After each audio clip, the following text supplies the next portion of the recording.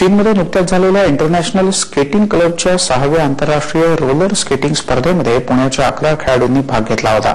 चीनमधल्या नानशान इथं 29 आणि 30 तारखेला ही स्पर्धा झाली। यातल्या 6 खेळाडूंनी विजय मिळवून पदकांची कमाई केली। हाँगकाँग, तैवान, कोरिया, बांगलादेश आदी जगभरातल्या विविध देशांमधून स्पर्धकांनी मोठ्या प्रमाणात या स्पर्धेत भाग घेतला होता। पुण्याच्या स्मिथ सफारिया, अथर्व कुलकर्णी, चाणक्य तेंडुलकर, धनश्री सुराणा, सौरभ भावे, राहुल राणे आणि निशा पिडकर या खेळाडूंनी सुवर्ण पदक, कांस्य आणि रौप्य पदकाची इथे कमाई केली।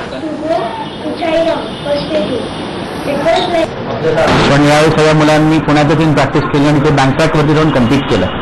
So that was a good experience. त्यांना खूप चांगलं वाटलं की इकडे जाऊन तिथे पण आपण कम्पीट करू शकतो। So that was a good effort taken by all, की सगळ्यांनी खरंच एफर्ट लावून त्या वेगळ्या प्रकारचा ट्रॅक, जसं वेलोड्रम असतो तसा तो ट्रॅक असतो, त्याचा असतो थोडासा, त्याच्यावरती जाऊन एवढी मेडल जिंकली।